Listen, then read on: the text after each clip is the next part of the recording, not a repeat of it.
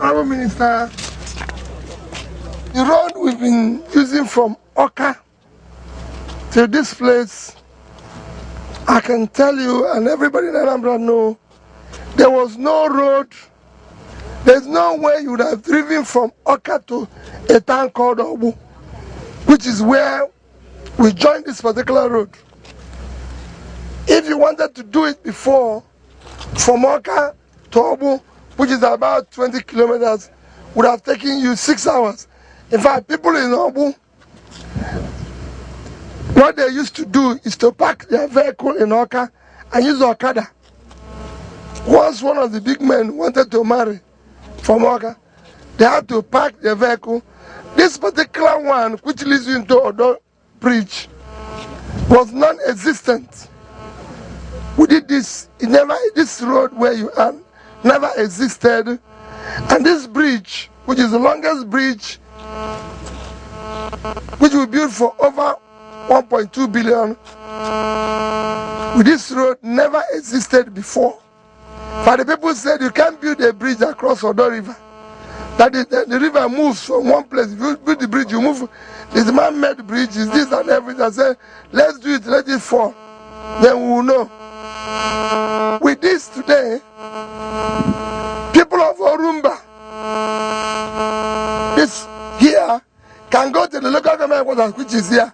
Before they can get to the local government, you take them, they'll go from here to Ekulobia, to take them about 6 hours. Today, they can go from here to there in less than 10 minutes. Even here is where Alex Ekweme's house is. Before, if he wants to go, he will go through my village, go to Ekulobia to go to his village. Now he gets here, he's in his house. I told him, they said that you cannot build a bridge across it. I said, let's do the bridge. Let him carry the bridge. Let anybody carry the bridge. It's better I do the bridge first.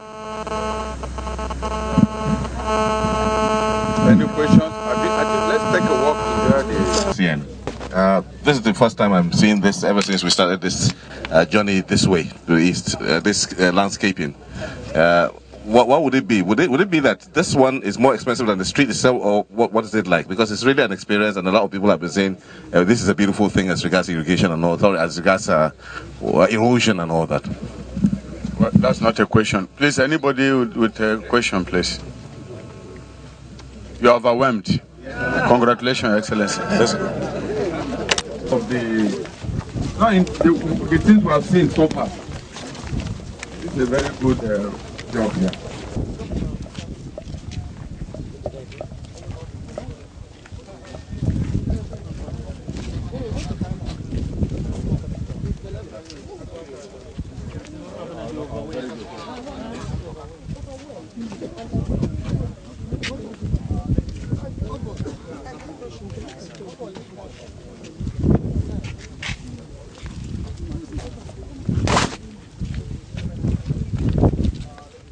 Go to those places to buy, and we train them in Chinese language here to facilitate whatever they do. We are building here, this is IGR project, it's 2-story building. This is a virtual resource center, a virtual library, phase 1, where the phase 2 will be as big as this, and it's going to be the biggest we're going to have in this country. But this one, there's going to be 2-story building, this phase 1, phase 2 will come the other way. Yes, sir. Then, can we walk a little bit? So you cannot see all of them, sir. There's a little more down. Multiple center, but the ground floor is for display of our inventions, our works of arts, and whatever is peculiar to this institution. So it's 2-story building, sponsored with IGR. When this by August, September this year, these projects must have been completed. Our land extends to that hill and beyond. And beside that bamboo there, all these are our fence. Behind the fence is deep erosion site. You can't look into it. And he's pulling our fence there, and he's already encroaching. So we are really handicapped on how to handle the situations. So if we go up, then we commission the other IGR projects. Because every 1 naira we make here must find a way into one project or the other. We don't allow our funds to develop wings and fly away. That every student living here must be ICT compliant. We have also made efforts to expand the programs. We have applied to MBTE to start programs in nanotechnology, aeronautic engineering, marine science, airport management, mechatronics. We have taken full delivery of almost all the facilities to start mechatronics. It's in the mechanical engineering lab now, and we are waiting for the remaining one.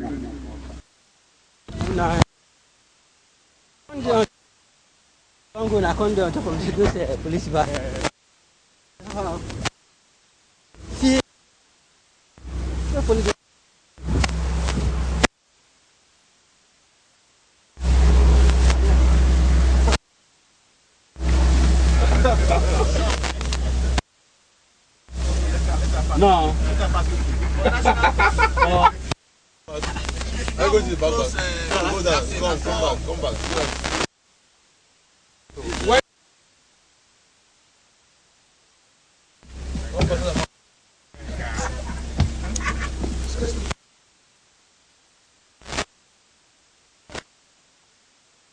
Madam has come in.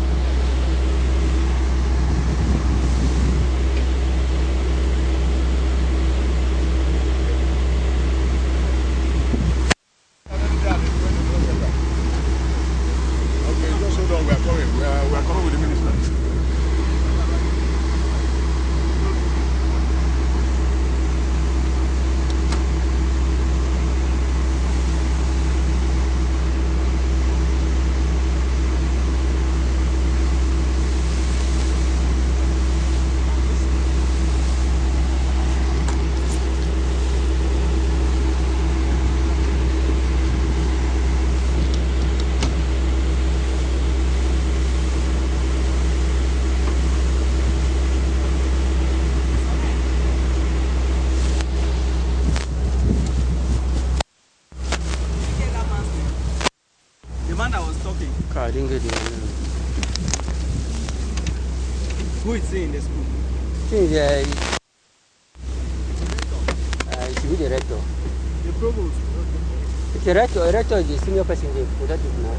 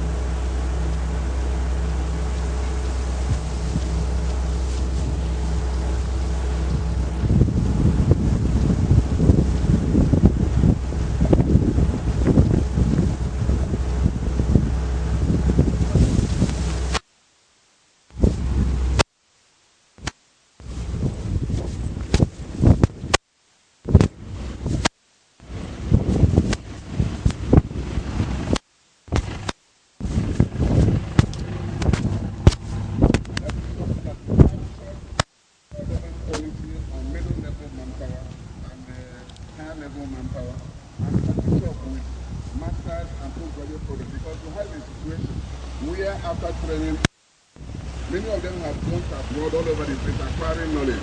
By the time they finish and have their PhD, they will give up for university. And the dichotomy will continue to be there between polytechnics and the universities. It doesn't help. We become only a training ground for the universities. After training the staff, like the director of this center was trained and she attended short-term courses, and at the end of the day, NGGTour took her over, and we started afresh. It is a problem to all the polytechnics. I believe the strategy should promote polytechnic education, like Germany has done successfully for their country. It's not universities that develop a country alone. They could try, but I think where we need to concentrate is to fill that gap in strategic skills for polytechnic education. But everybody wants to be called a university. That's not the issue. So, Nigeria is crazy for titles. The moment they finish, they go to university and we continue to train. So the moment we start issuing degrees and awarding degrees, it will be better for us. Thank you, sir. This is the famous Umuchiani Erosion site. Okay. From this side. Erosion site. A few years ago, Honorable Minister, you cannot pass here. All these buildings, you can see that completing these buildings, all these buildings behind here had gone under and into the erosion site. The erosion has passed this side, and all the buildings here, there used to be a 3-story building here. They've all gone in and everything, and you will not believe it. We decided we must save this one. This was actually, if not for what we did here, by now there won't be a town called Awka. Even when we still have a problem in Awka, where we're coming from. But we started to deal with this. We put in nearly 2 billion here to fix this, save these buildings, do a lot of drainage around here, including bringing back this road and doing the other bypass there, and a couple of roads and everything. Any question?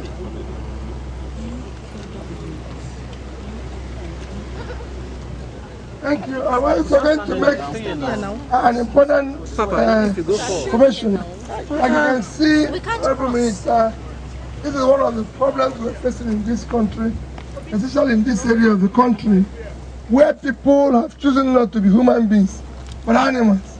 You can see, here were people that were being flooded away. We spend billions of government money to do it. Have a local government and everything, and people here, and they're now using the same thing as a refuse bin and create further erosion for themselves, and they will run for the government. That's why I'm asking them now to reach me so I can talk to the local government chairman. If I come back here in 1 week and it's like this, I'll help them to create the erosion, because this is irresponsible. We cannot, as Nigerians, continue to live like animals. And that is why we're saying about issue of education, issue of everything. You're working hard to make things work, and people choose to live irresponsibly.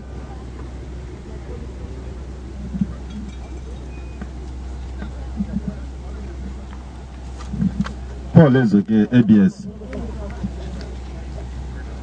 Yeah, Minister, I'm Paul is okay for ABS. Minister, I want to know how the federal government intends to intervene to arrest this persistent problem of erosion in this part of the country.